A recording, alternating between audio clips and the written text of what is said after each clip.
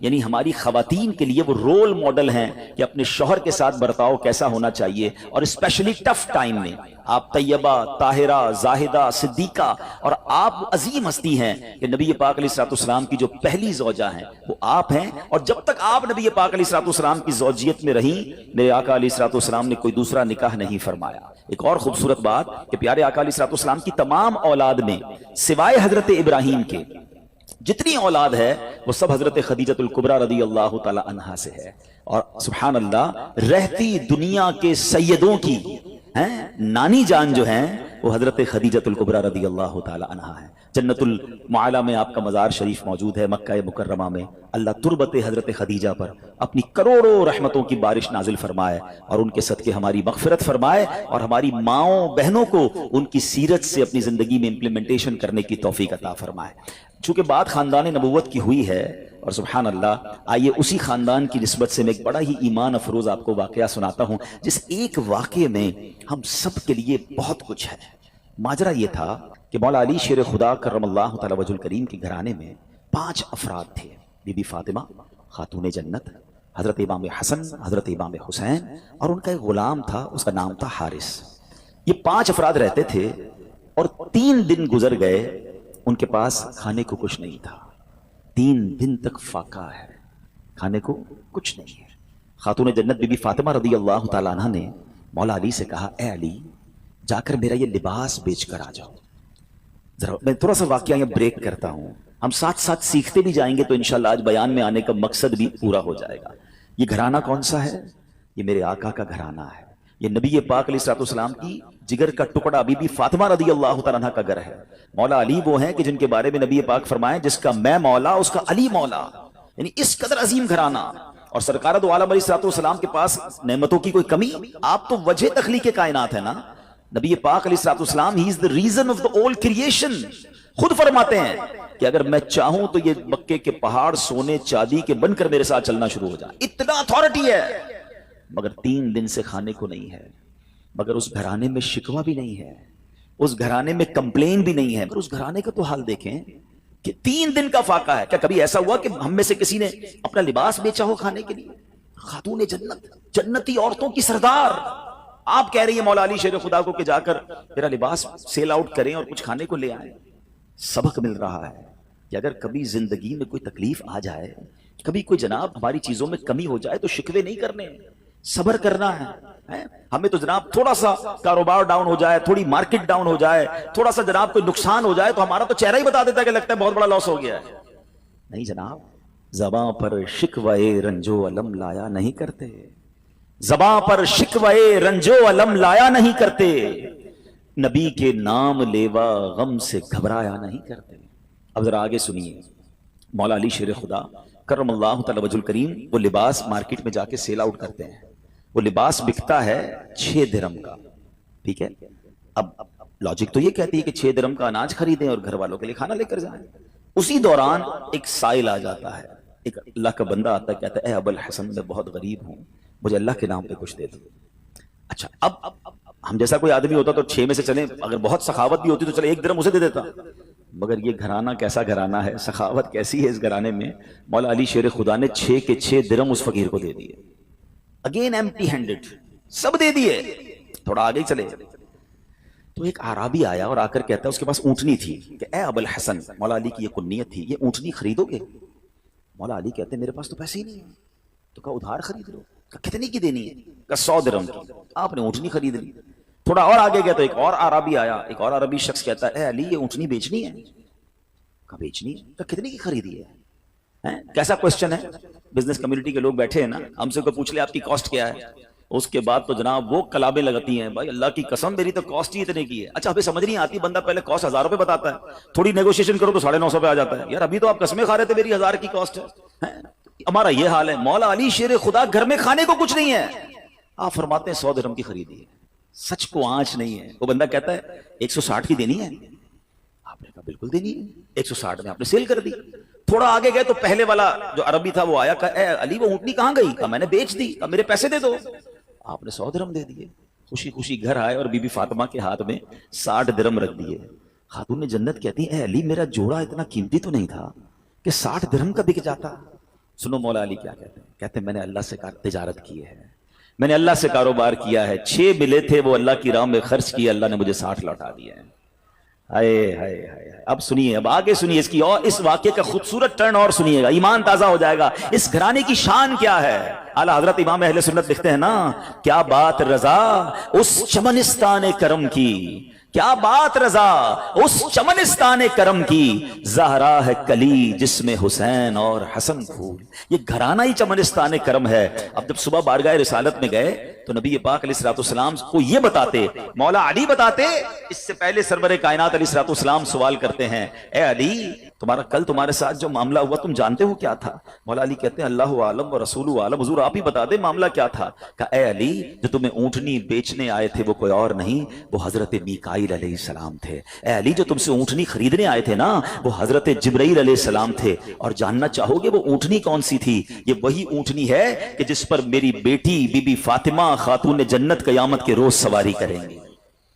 یہ ایسا سخی گھرانہ ہے جو تم سے نہ مانگوں تو پھر کس سے مانگوں، تمہارا تو سارا گھرانہ سخی ہے۔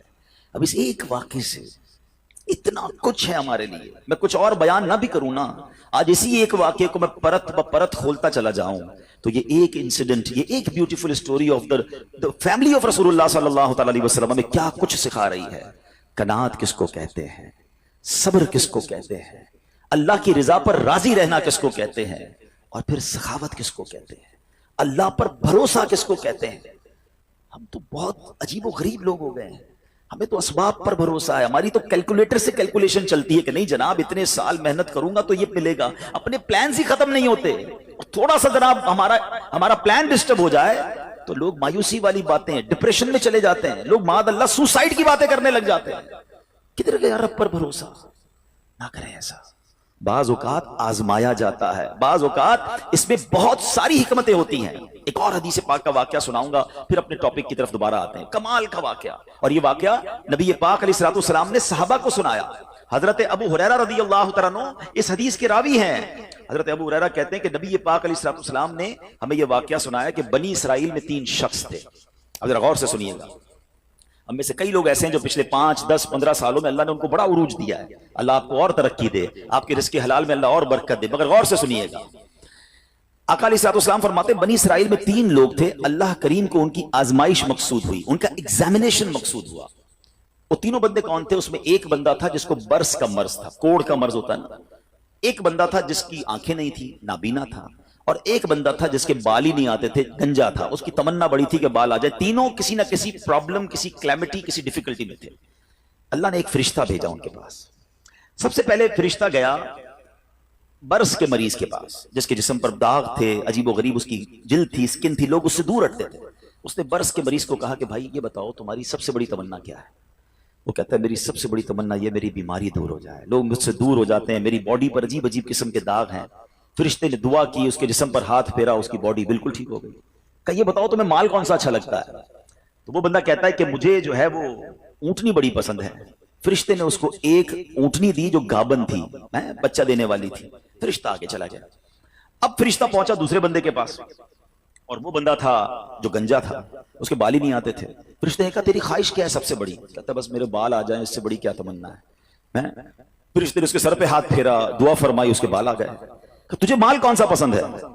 تو اس نے کہا کہ مجھے جو ہے وہ گائے بڑی پسند ہے۔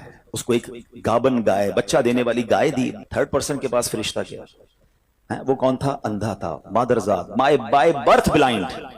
تیری کیا تمنا ہے؟ بولا میری تو زندگی میں ہے ہی اندھیرا، اللہ کرے میری آنکھیں آ جائیں۔ فرشتے نے اس کی آنکھوں پر ہاتھ رکھا، دم کیا، دعا کی، اس کی آنکھیں آ گئی۔ تجھے کیا چاہیے؟ کہا مجھے بکری بڑی پسند ہے۔ اس کو بکری دی جو بچہ دینے والی تھی، اور اس کے بعد وہ فرشتے نے برکت کی دعا دی، چلا گیا۔ اب اللہ کی شان دیکھیں، اللہ نے ان تینوں کے مال میں خوب برکت دی، ہزاروں بکریاں ہو گئیں، ہزاروں اونٹ ہو گئے، ہزاروں گائیں ہو گئیں، یعنی اس زمانے کے وہ ملینر بلینر بن گئے۔ آفٹر سم ٹائم فرشتہ جاتا ہے اب وہ پہلے بندے کے پاس، برس کے مریض کے پاس، اور فرشتہ بھی اسی اپیرنس میں جاتا ہے، فرشتہ خود بھی برس کا مریض بن کے جاتا ہے، اور جا کر کہتا ہے بھائی مجھے کوڑ کا مرض ہے، غریب مسافر ہوں، اللہ نے تجھے بڑا مال دیا ہے، ایسا کر کہ جو اتنی سارے تیرے پاس سینکڑوں ہزاروں اونٹ ہیں، مجھ غریب کو ایک اونٹنی دے دے۔ وہ بندہ کہتا ہے کہ یہ تو میں نے خود کمایا ہے، یہ تو سب میری ایفرٹ ہے، میرے تو باپ دادا کی میراث ہے. کہ یہ تجھے اللہ نے نہیں دیا، تو کچھ عرصہ پہلے غریب تھا. کہتے نہیں کس نے کہا تجھے، میں تو پہلے سے ہی مالدار تھا، میرے تو فیملی کا یہ سارا مال ہے، یہ میں نے اپنی محنت سے کیا ہے. فرشتے نے کہا ٹھیک ہے، اگر تو سچا ہے تو ٹھیک ہے، اور اگر تو جھوٹا ہے تو اللہ تجھے پہلے جیسا ہی کر دے. فرشتہ دوسرے کے پاس گیا. اب کس کے پاس گیا؟ گنجے کے پاس. کہا بھائی میں بڑا غریب انسان ہوں، مسافر ہوں، تجھے اللہ نے بڑا مال دیا، اتنی گائے ہیں، ایک گائے مجھے دے دے، تو بھی تو غریب تھا کچھ عرصہ پہلے. کہتا کس نے کہا تمہیں میں غریب تھا؟ میں تو شروع سے مالدار ہوں، میرے باپ دادا کی جائیدادیں تھی، یہ تو میرا اپنا کمایا ہوا مال ہے، میں نے کیا ہے سب کچھ، میرے پاس کچھ نہیں ہے تجھے دینے کے لیے. ٹھیک ہے اگر تو صحیح کہتا ہے تو ٹھیک ہے، اگر جھوٹ بولتا ہے تو اللہ تجھے پہلے جیسا کر دے. اب فرشتہ تیسرے بندے کے پاس گیا جو اندھا تھا، پہلے آنکھ والا ہو گیا تھا. فرشتہ آنکھ بغیر کا بن کے اس کے پاس گیا کہ بھائی میری آنکھیں نہیں ہیں اور میں غریب بھی ہوں، تجھے اللہ نے اتنی بکریاں دی ہیں، کچھ مجھے بھی دے دے. پتہ ہے اندھا کیا کہتا ہے؟ سابقہ اندھا، سچی بات ہے آنکھ والا تھا وہ. کہتا بھائی ٹھیک کہتے ہو، میں تو پہلے اندھا تھا، میرے پاس تو کچھ بھی نہیں تھا، یہ سب میرے رب نے دیا ہے مجھے. تو بھی اسی پرابلم میں جس پرابلم میں میں پہلے تھا. اے میرے بھائی تجھے جو لینا ہے لے لے، مجھے رب نے کہاں سے کہاں پہنچا دیا، میرے پاس تو تھا ہی کچھ نہیں، تو بھی میری طرح غمزدہ ہے. اے بھائی یہ بکریاں تیری، جتنی چاہیں لے جا. فرشتہ کہتا ہے مجھے کچھ نہیں چاہیے، اللہ تیرے مال میں برکت ڈال دے، یہ تیری آزمائش تھی جس میں تو کامیاب ہو گئی. یہ حدیث پاک میں نبی پاک علیہ الصلوۃ والسلام نے واقعہ صحابہ کو سنایا. آج سچ بتائیں ہماری کیفیت کیا ہے؟ ہم جب کچھ بن جاتے ہیں تو ہماری زبانوں پر یہ آتا ہے کہ یہ میں نے کیا ہے، یہ میرا کمال ہے، یہ میرے بیسٹ ڈیسیشن تھے، یہ میرا وقت پہ فیصلہ تھا، میں نے پراپرٹی اٹھا لی تھی تو جناب اتنے آگے پہنچ گیا. نہیں پیارے پیارے اسلامی بھائیوں، یہ نہ کرنا. ہمیشہ زندگی میں ایک ذہن بنائی رکھنا کہ جو کچھ دیا ہے وہ میرے رب نے دیا ہے، میری کوئی اوقات نہیں ہے. ارے مجھ سے زیادہ عقل مند لوگ موجود ہیں، مجھ سے زیادہ پڑھے لکھے سمجھدار لوگ موجود ہیں. اگر رب نے مجھے نوازا ہے تو یہ صرف اس کی مہربانی ہے. اور جب بندہ اترانے لگ جاتا ہے، جب اپنی شہرت، اپنے مال، اپنی عزت پر یہ گھمنڈ اختیار کرتا تو ایک بات یاد رکھیے گا، وَتُعِزُّ مَن تَشَاءُ وَتُذِلُّ مَن تَشَاءُ بِيَدِكَ الْخَيْرُ. اللہ جسے چاہے عزت دیتا ہے، جسے چاہے ذلیل فرما دیتا ہے. ہم نے کروڑوں جس کے فالوورز ہیں ان کو دیکھا منٹوں میں ذلیل ہوتے ہوئے. زکات دینے والے دنوں کے اندر زکات لینے والے بنتے دیکھے. اے میرے پیارے اسلامی بھائیوں، دنیا میں عروج والے جیلوں میں گرفتار ہوتے بھی آپ نے دیکھے. وقت نہیں لگتا بدلنے میں. عاجزی، انکساری اور اللہ پر بھروسہ رکھنا. ہم نے جو خاندان نبوت کا واقعہ سنا نا، اس میں سب سے بڑا میسج پتہ ہے کیا ہے؟ کہ آزمائشیں آتی ہیں، ہم نے اس آزمائش پر صبر کرنا ہے. ہم بے صبری کر جاتے ہیں. قرآن مجید فرقان حمید میں رب عز و جل نے واضح اعلان فرما دیا، یعنی کمال دیکھیں، ہمیں پہلے سے بتا دیا تمہارا ایگزامینیشن آنے والا ہے. کیا فرمایا؟ وَلَنَبْلُوَنَّكُمْ بِشَيْءٍ مِّنَ الْخَوْفِ وَالْجُوعِ وَنَقْصٍ مِّنَ الْأَمْوَالِ وَالْأَنفُسِ وَالثَّمَرَاتِ. یعنی اللہ نے فرمایا ان قریب تمہیں آزمائیں گے، بی ریڈی، بی کیئرفل، آپ کا ایگزام ہونے والا ہے. اچھا یہ بھی نہیں فرمایا کہ کسی بھی چیز سے ایگزام ہو جائے گا، ہمیں ایگزامینیشن کے کوسچن بھی بتا دیے کہ کیا کیا ٹیسٹ آ سکتا ہے. ہم کہتے ہیں ذرا گیس پیپر تو بتائیں کوسچنز کیا ہوں گے. قرآن نے بتا دیا ہے کہ کیا کیا ٹینشن آ سکتی ہے. کیا فرمایا؟ بِشَيْءٍ مِّنَ الْخَوْفِ، کبھی خوف آئے گا، ڈر لگے گا، دشمن سامنے آ جائیں گے، ہیں بچوں کے لیے خوف ہو جائے گا، ماحول آپ کے آس پاس کا ڈینجرس ہو سکتا ہے. وَالْجُوعِ، کبھی بھوک سے پریشان ہو جاؤ گے، مال کم ہو جائے گا، غربت آ سکتی ہے. پھر فرمایا بِشَيْءٍ مِّنَ الْخَوْفِ وَالْجُوعِ وَنَقْصٍ مِّنَ الْأَمْوَالِ، تمہارے مال خراب ہو جائیں گے. کبھی آپ شپمنٹ منگوائیں گے، کبھی آپ نے سٹاک خریدا ہوگا، کبھی دکان لگائی ہوگی، اچانک مال میں کوئی فالٹ نکل آئے گا، آپ کا کاروبار ڈاؤن ہونے لگ جائے گا. یہ بھی ہو سکتا ہے. وَالْأَنفُسِ وَالثَّمَرَاتِ، تمہارے جسموں میں پرابلم آ سکتی ہے، ہم بیمار ہو سکتے ہیں، ہماری باڈی میں پرابلم. بندہ کہتا ہے چلتے چلتے بیمار ہو گیا، every thing is going good, یہ اچانک کون سا وائرس نکل آیا. یہ ٹینشن، یہ امتحان ہونا ہے. وَالثَّمَرَاتِ، یا تمہارے پھل، تمہارے مال، تمہارے باغات، یہ بھی خراب ہو سکتے ہیں. مگر آگے قرآن کیا کہتا ہے؟ یہ ایگزامینیشن سے جو پاس ہو جائے گا نا، فَبَشِّرِ الصَّابِرِينَ، خوشخبری ہے صبر والوں کے لیے. It means good news waiting for you. یہ ٹائم نکالنا ہے، اگر صبر سے نکال گئے تو آگے کیا ہے؟ خوشخبری موجود ہے. الذین اذا اصابتهم مصیبہ قالوا انا للہ وانا الیہ راجعون، کہ جب ان پر کوئی مصیبت آتی ہے تو وہ کیا کہتے ہیں؟ واویلا نہیں کرتے، کہتے اللہ ہی کا مال ہے، اللہ ہی کی طرف لوٹ جانا ہے. کاش یہ بات سمجھ آ جائے. جب بھی آپ کو فیل ہونا کہ یار چلتے چلتے معاملات ڈسٹرب ہو رہے ہیں تو بی پریپیئر کہ مجھ پر ٹیسٹ شروع ہو گیا اور میں نے فیل نہیں ہونا ہے، میں نے صبر کے ساتھ یہ مشکل وقت گزارنا ہے، اللہ پر بھروسہ رکھنا ہے، اللہ پر یقین رکھنا ہے. اب ہمارا پرابلم یہ ہے کہ جب کسی کو کہو بھائی صبر کرو تو ساری دنیا کو بتا کر کہتے ہیں جناب صبر ہی تو کر رہے ہیں. یہ صبر نہیں ہے. آج کل ایک جملہ بڑا مشہور ہے, لوگ کہتے ہیں اللہ آپ کو صبر جمیل عطا فرمائے, صبر جمیل پر اجر عظیم عطا فرمائے. ان کو روک کے پوچھو بھائی صبر جمیل کس کو کہتے ہیں؟ وہ کہیں گے شاید کسی جمیل بھائی کا صبر ہوگا. یہ کسی جمیل بھائی کا صبر نہیں ہے. What is the definition of صبر جمیل؟ یہ ریکوائرڈ ہے. اور وہ کیا ہے کہ دو بندے بیٹھے ہیں, ایک پرابلم میں ہے ایک پرابلم میں نہیں ہے, لیکن ان دونوں کو دیکھ کر آپ فیصلہ نہ کر سکیں کہ کون پرابلم ہے, پتہ ہی نہ چلے, میرا چہرہ بھی نہ بتائے میں کسی تکلیف میں ہوں. ہاں یہ ہے صبر. ہمارا تو چہرہ ہی بتا دیتا بھی خیر تو ہے, کوئی بہت بڑا لگتا ہے پرابلم ہے, ہاں بس یار بڑی مشکل میں ہوں. اچھا جس کو بتایا کیا وہ حل کر دے گا؟ دنیا بھر کو بتانا ہے یار سر میں بڑا درد ہے, پیٹ میں بہت درد ہے, کاروبار بڑا ڈاؤن ہے, فیملی میں بڑے پرابلمز ہیں. نہ وہ ڈاکٹر ہے کہ علاج کر دے, نہ وہ کچھ ہمارا مسئلہ حل کر سکتا ہے. مگر جو صبر کا ثواب تھا نا وہ میں نے ضائع کر دیا. صبر کا ثواب پتہ ہے کتنا ہے؟ سنیے گا. بلکہ میں ایک بڑی عجیب بات کرنے جا رہا ہوں, آپ کو حدیث پاک سناتا ہوں. بعض اوقات لوگ, ہم جیسے گناہگار آدمی کو یہ خیال تو نہیں آنا چاہیے, لیکن شیطان ہے نا کبھی خیال ڈال دیتا ہے یار میں نماز بھی پڑھتا ہوں, روزے بھی رکھتا ہوں, صدقہ خیرات بھی کرتا ہوں, مشکلیں حل نہیں ہو رہی. سنو اب 2-3 حدیثیں آپ کے سارے پرابلم سالو کر دیں گی. حدیث پاک کا مضمون ہے, اللہ کے حبیب علیہ السلام فرماتے ہیں کہ اللہ جب کسی بندے سے محبت کا ارادہ فرماتا ہے اس پر آزمائشوں کی بارش بھیج دیتا ہے نا. عجیب بات ہے, اللہ مجھ سے پیار بھی کرے اور مجھ پر آزمائشیں بھی بھیجے. حدیث کا اگلا حصہ اس کو پراپر ایلوبریٹ کرتا ہے, ڈسکرائب کرتا ہے کہ مشیت الہی یہ ہوتی ہے. حدیث کا خلاصہ ہے کہ اللہ کی رضا یہ ہوتی ہے کہ اللہ بندے نے جو دنیا میں گناہ کیے ہیں نا, خطائیں ہو گئی ہیں میرے بندے سے, اس پر کچھ آزمائشیں بھیجوں, یہ صبر کرے تو پھر میری بارگاہ میں آئے تو اس کے سارے گناہ معاف ہو گئے ہوں, میں سے جنت میں داخل کر دوں. یعنی یہ آزمائشیں تو مجھے میرے گناہ معاف کروانے آ رہی تھی, میرے اللہ کی بارگاہ میں مجھے اللہ سے قریب کرنے آ رہی تھی, اور میں نے واویلا کر کے, میں نے شکوے کر کے وہ سارا ثواب ضائع کر دیا. ایک اور حدیث پاک سنیے. اللہ رب العالمین کی بارگاہ میں بندے کا کوئی مرتبہ لکھا ہوتا ہے, ٹھیک ہے, اور بندہ عبادت کے ذریعے روزے رکھ کر, نمازیں پڑھ کے, تلاوت کر کے وہ وہاں نہیں پہنچ پا رہا ہوتا. اللہ چاہتا ہے کہ یہ بندہ اس رینک تک پہنچ جائے.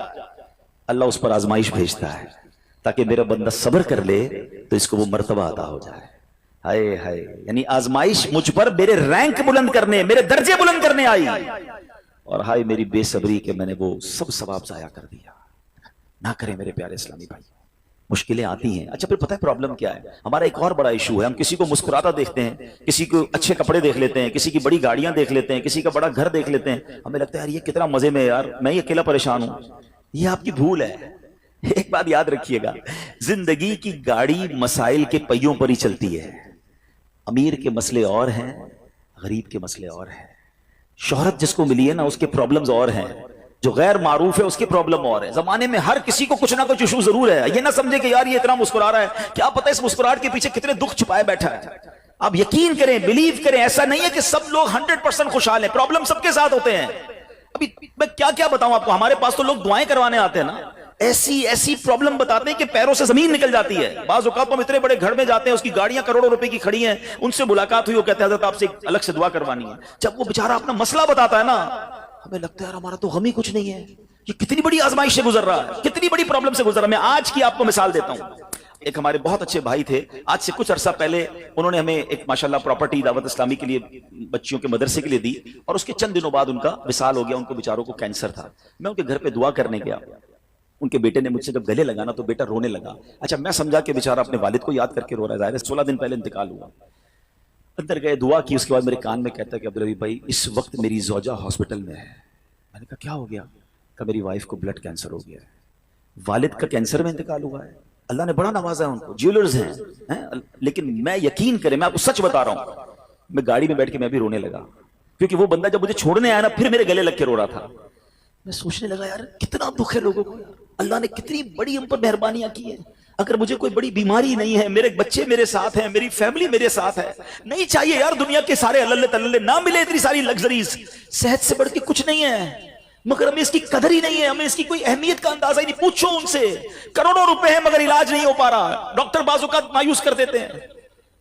کتنا تکلیف میں ہیں لوگ, اور ہم ہیں کہ چھوٹی چھوٹی باتوں پر بے صبری. صبر تو کریں, اللہ کی رضا پر راضی تو رہیں. میں نے آپ کو خاندان نبوت کا واقعہ سنایا, ارے کھانے کو کچھ نہیں ہے مگر شکوہ نہیں ہے.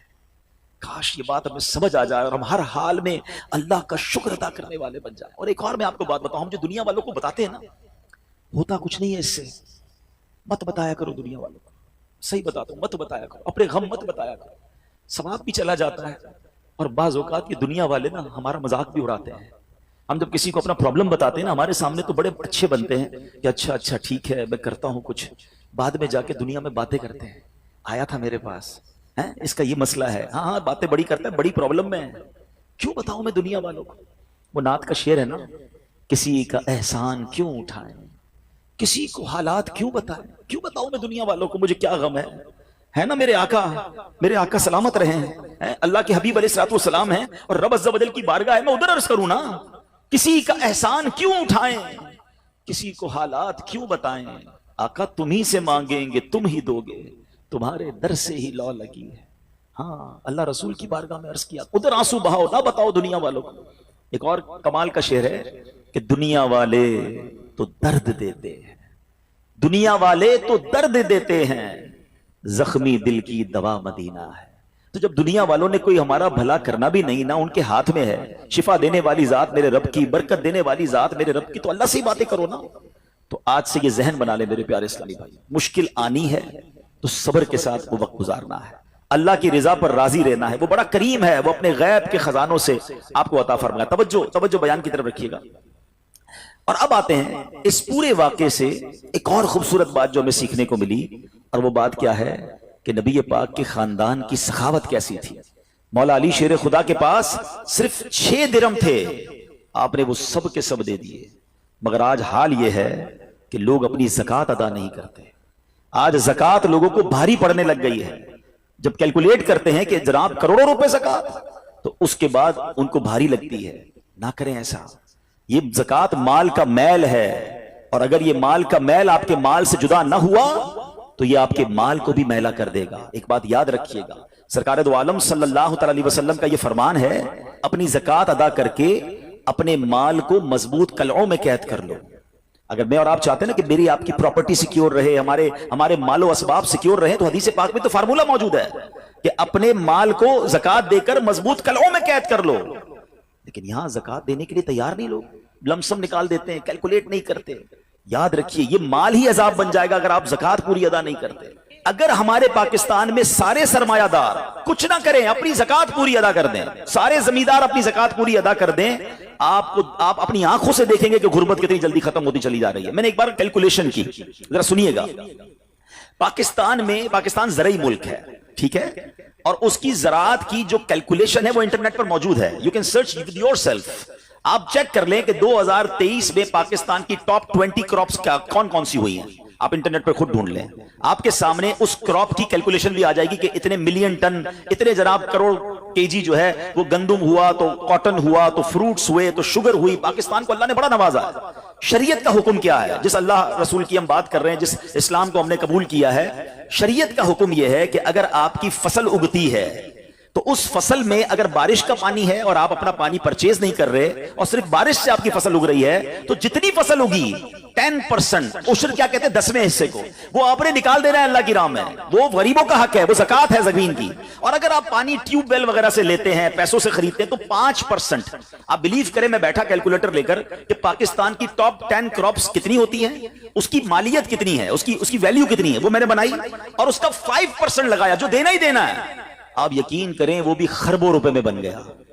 ये खरबों रुपए कहां है, अगर हम ज़कात देते तो कितने गरीबों का भला हो जाता, कितने घर खुशहाल हो जाते। अच्छा ये तो सिर्फ जमीन की ज़कात है, प्रॉपर्टीज की ज़कात, और वो खरबों रुपए के लोग मालिक हैं। मगर जब कैलकुलेटर चलाते हैं ना, ओए होए होए ज़कात जनाब 10 करोड़ रुपए बन जाएगी, तो फिर भारी लगती है।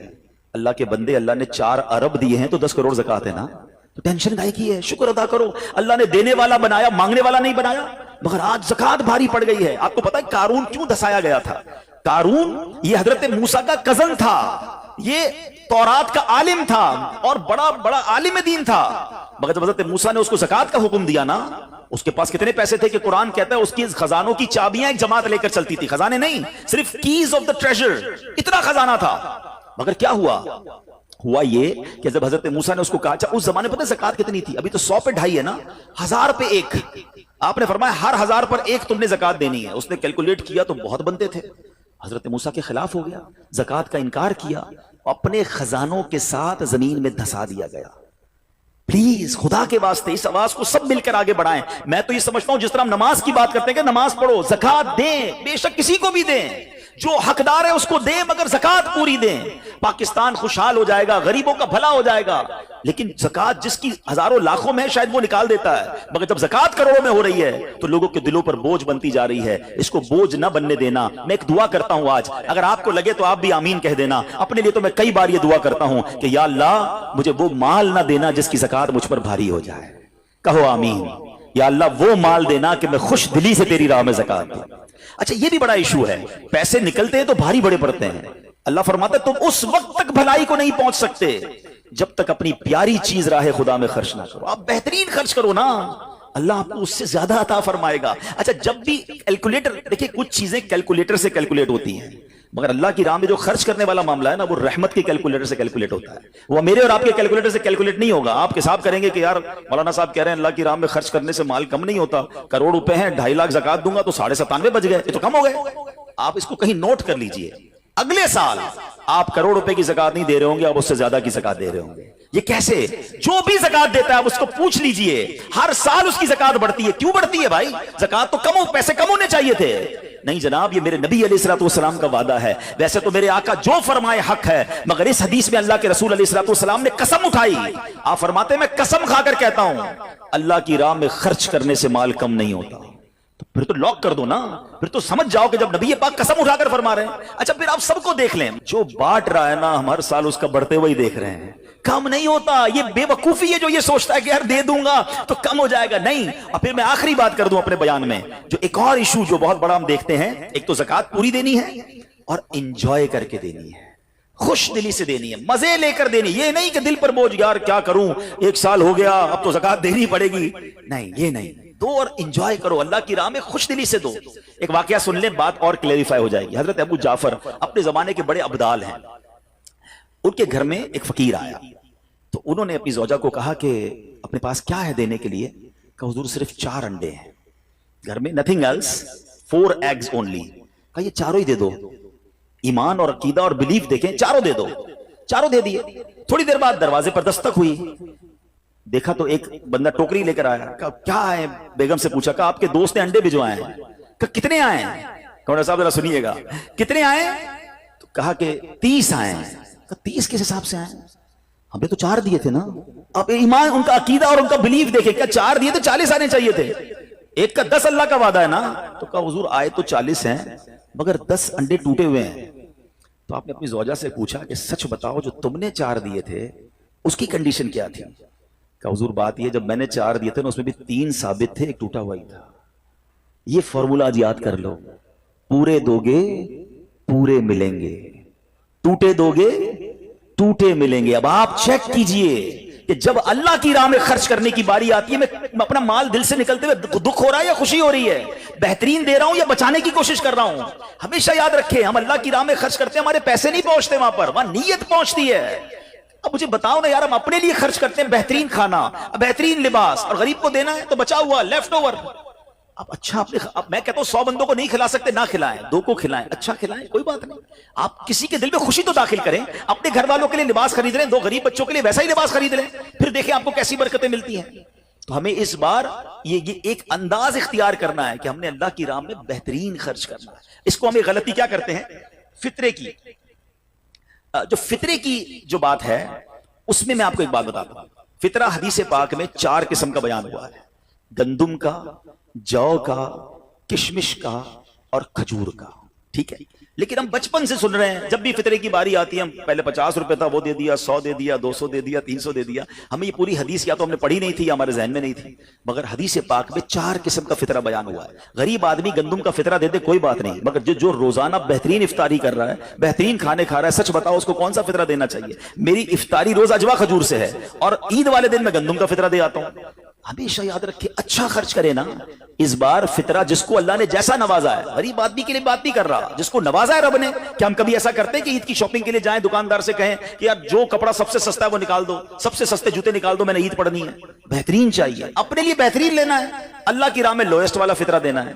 खुद गौर करें, خرچ کیجئے گا، دل سے کریں، اللہ اور نوازے گا۔ اور یہ تو وقت ہے لوگوں کو بانٹنے کا، یہ وقت ہے مسلمان بھائیوں کا ہاتھ پکڑنے کا، غریبوں کی مدد کرنے کا، کسی کی افطاری اچھی کر دیں، کسی کی سحری اچھی کر دیں، کسی کو لباس دے کر اس کی عید اچھی کر دیں، نہ جانے کس کی دعا کے صدقے آپ کا بیڑا پار ہو جائے گا۔ تو اے میرے پیارے اسلامی بھائیوں، جو میں نے مولا علی شیر خدا کرم اللہ تعالی وجہ الکریم اور ان کے خاندان کا واقعہ سنایا، اس میں میسج یہ تھا کہ سخاوت اس کو کہتے ہیں، یہ ہے اللہ کی راہ میں خرچ کرنا جو کیسے بلاؤں کو اور بیماریوں کو دور کرتا ہے۔ مگر آج حال یہ ہے، یقین جانے دکھ ہوتا ہے جب ہم ملتے ہیں لوگوں سے، ان کی ویلتھ پتہ ہوتی ہے مگر زکوٰۃ پوری دینے کے لیے کوئی تیار نہیں ہے۔ خدا رسول کے واسطے آپ بھی اور یہ پیغام کو عام کریں۔ میں نہیں کہتا آپ دعوت اسلامی کو دیں، کہ زکوٰۃ تو پوری دو یار، یہ وہ مال ہے جو آپ مارے جاؤ گے، یہ مال آپ کے لیے عذاب کا باعث بن جائے گا۔ اور واللہ میں دو چار دن پہلے ایک بزنس مین کے پاس گیا، بعض اوقات ہمیں بزنس مین بھی سکھا رہے ہوتے ہیں، کیا کمال کی اس نے مجھے بات کہی۔ وہ کہتے ہیں عبدالحبیب بھائی میرا یہ پیغام ذرا بزنس کمیونٹی تک پہنچائیے گا کہ جو زکوٰۃ نہیں دیتے نا اور جو خرچ نہیں کرتے، ان کو پتہ ہی نہیں ہے وہ کتنا بڑا لاس کر رہے ہیں۔ میں جب سے میں نے بانٹنا شروع کیا ہے، میرے مال میں ایسے برکت آئی ہے، میں خود حیران ہوں۔ میرے سامنے ڈیل ہوتی تھی، وہ مجھے نظر نہیں آتی تھی، میں ادھر اللہ کی راہ میں صدقہ کرتا ہوں، ایسا لگتا ہے آنکھوں سے پردہ اٹھتا ہے، میرا کام ہو جاتا ہے۔ تو ان کو بتائیے آپ اپنا خود نقصان کر رہے ہیں اللہ کی راہ میں خرچ نہ کر کے۔ تو یہ ڈیوٹی ہے، بچپن سے سنا تھا اسلام کے 5 پلر ہیں، توحید، روزہ، نماز، حج اور زکوٰۃ۔ ہم زکوٰۃ کو تو ایسے اگنور کر بیٹھے ہیں کہ جناب دے دی اپنی مرضی سے، کوئی 5 لاکھ دیتا ہے، کوئی 10 لاکھ دیتا ہے، زکوٰۃ کس کو جاری ہے یہ بھی نہیں سوچ رہے کہ میری زکوٰۃ کا یہ مستحق ہے کہ نہیں، میں جس آرگنائزیشن کو دے رہا ہوں اس کے پاس کوئی زکوٰۃ ادا کرنے کا صحیح فارمولا ہے کہ نہیں، یا میں جس بندے کو دے رہا ہوں وہ زکوٰۃ کا مستحق ہے کہ نہیں، بس سر سے ایک بوجھ اتارنا ہے، لم سم اماؤنٹ دے دینی ہے، یہ نہیں چلے گا۔ خدا را یاد رکھیے، زکوٰۃ پوری کیلکولیٹ کرنا بھی آپ کی ذمہ داری ہے اور صحیح مستحق تک پہنچانا بھی آپ کی ذمہ داری ہے۔ اور آپ بلیو کریں، جس دن آپ نے یہ کام کر لیا آپ ملٹیپلیکیشن دیکھیں گے، آپ اپنے غم اور اپنی پریشانیاں دور ہوتے ہوئے دیکھیں گے۔ میں رب کریم سے دعا کرتا ہوں اللہ ہمیں دل کھول کر اپنی راہ میں خرچ کرنے کی توفیق عطا فرمائے۔ اور پھر سب سے پہلا حق آپ کی زکوٰۃ کا وہ حق ہے آپ کے اپنے غریب رشتہ داروں کا۔ اپنے غریب رشتہ داروں کو آپ دیجئے زکوٰۃ، کیونکہ جو اپنے رشتہ داروں کو زکوٰۃ دیتا ہے، صدقہ کرتا ہے، اس کو ڈبل ثواب ملتا ہے، ایک صدقہ دینے کا، ایک صلہ رحمی کرنے کا۔ اور پھر آپ کے غریب رشتہ داروں سے بعد زکوٰۃ بچ جائے تو پھر میری گزارش ہے کہ دعوت اسلام کتنے بڑے پیمانے پر دنیا میں کام کر رہی ہے، تو اپنی زکوٰۃ کا اپنا حصہ جو ہے اس میں ضرور عطا فرمائیں۔ اللہ کریم ہم سب کا جمع ہونا اپنی بارگاہ میں قبول فرمائے، آمین۔